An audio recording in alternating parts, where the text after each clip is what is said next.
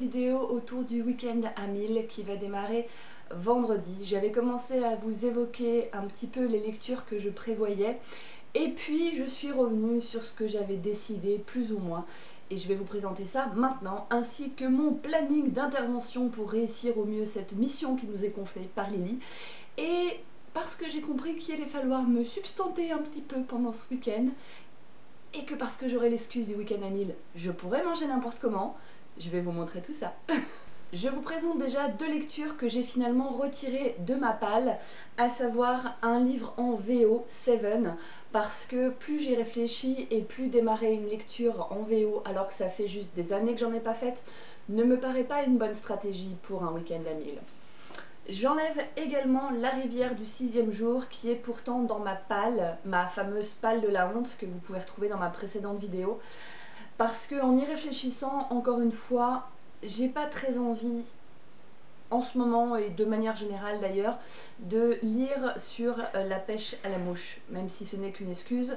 Dans ce livre, j'ai commencé à feuilleter quelques pages juste pour le fun et ça en parle quand même beaucoup et c'est pas mon trip. Donc je sais même pas si au final je le lirai ou pas. À voir. Et donc voici ma sélection.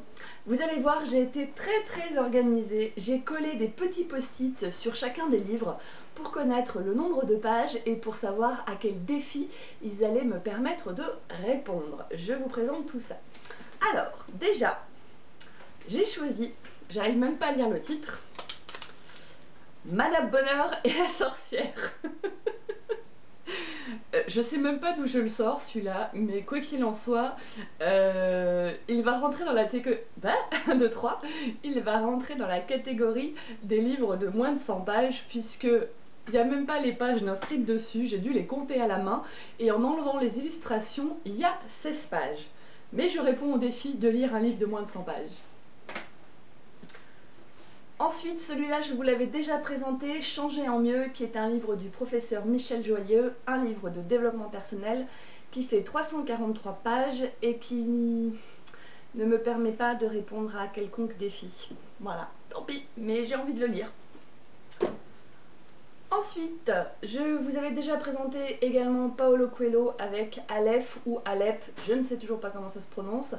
Je ne sais pas si c'est ce Paulo Coelho là que je lirai, mais en tout cas je lirai un Paulo Coelho. Celui-ci fait 316 pages et il me permet de répondre à découvrir un auteur qui vous fait envie, puisque comme je vous l'avais expliqué, ma thématique du mois de mars c'est de découvrir Paulo Coelho. Et il me permet également de répondre au défi de lire un livre avec un narrateur homme.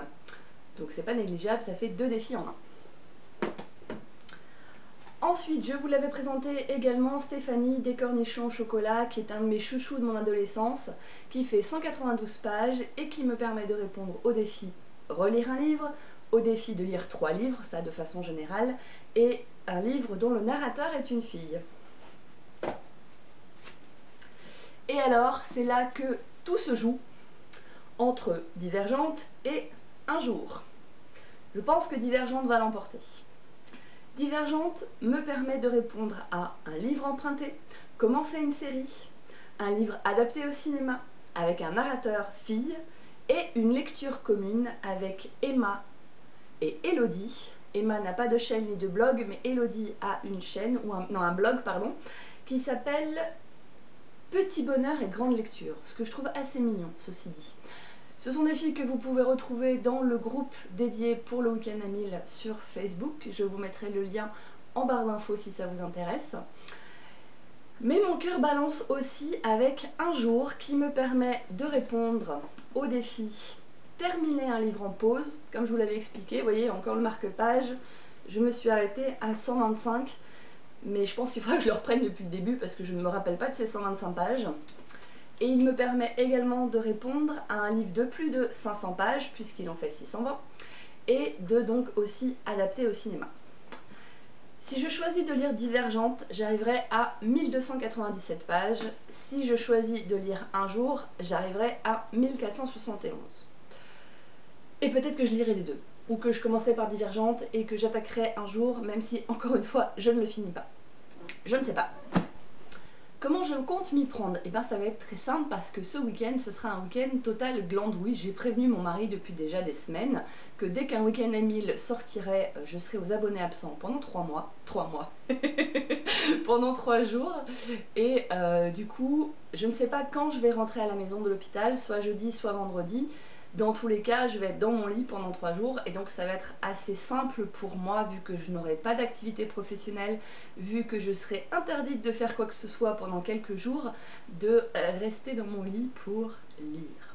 Je compte d'ailleurs vous faire une vidéo au fur et à mesure pour vous montrer un petit peu mon environnement et ce que je vais lire et dans quelles conditions je vais lire et qu'est-ce que je vais manger parce qu'on n'a pas parlé encore du miam miam miam miam miam. Je vous présente, c'est tombé par terre. Je vous présente mon ravitaillement. Ta-ta-da! Alors, qu'est-ce que je vais boire? Eh bien, je vais boire du Psychic de chez Carrefour. Psychic Light, équivalent marque Carrefour de notre bien connu Red Bull. Je peux pas dire que ça me fasse vraiment de l'effet en termes d'énergie. Je pense que j'ai déjà assez d'énergie comme ça. Mais c'est une boisson pétillante que j'adore. Je prends la version light juste parce que j'en préfère le goût à l'autre. Pour moi ça vaut le Red Bull, je trouve même ça meilleur en fait. Et voilà. Vous allez retrouver également des tonnes de thé. Je vais essayer de ne pas faire tomber le paquet. Comme je vous l'avais... Si, ça tombe quand même. Comme je vous l'avais dit dans une précédente vidéo, je suis une grande fan de thé en tout genre. Ceci n'est qu'une de mes très nombreuses boîtes à thé. Là vous avez le thé en vrac. Et quand je lis, eh bien, je bois beaucoup. Je noie mes émotions dans le thé. Et je vous présente donc ce que j'aime le plus en termes de cochonnerie, que j'ai grand plaisir, avec la belle excuse du week-end à 1000, à consommer, à savoir le chocolat blanc, celui-ci précisément, cette marque, le Nestlé Dessert, qu'avant je mangeais par tablette entière et que maintenant j'ai appris à déguster. Et ensuite le fizz, les Flexi Fizz, fizz, je pense que je l'ai assez dit, c'est bon. Petite saloperie pétillante que je colle contre mon paillet, ça me rend un peu débile le sucre aussi, que je colle contre mon palais pour ressentir tous les petits piquants qui tombent sur mes dents et qui me font de belles caries. Je vais être fatiguée avant même de commencer le week-end à 1000, je crois. C'est pas bon pour la santé les week-ends à 1000, attention. Voilà au niveau donc de ce que je compte faire pendant ces 3 jours. Alors bien sûr il y aura aussi une autre nourriture, il vaudrait mieux en tout cas. Je pense que je vais opter pour des gros plats de pâtes, hein, vous savez comme les athlètes en fait, je vais avoir besoin d'énergie pour être concentrée, pour faire mon petit marathon et tout, donc voilà, des gros plats de pâtes, ça va être bien. C'est tout pour cette fois-ci, j'espère que cette vidéo vous aura plu, moi j'ai pris beaucoup de plaisir à la tourner en tout cas. J'ai hâte de vous retrouver dès vendredi soir, en pleine forme je ne sais pas, mais en tout cas bien prête à attaquer ce challenge. Et puis à vous retrouver rapidement pour d'autres vidéos dès que mon état le permettra. Je vous dis à très bientôt, ciao!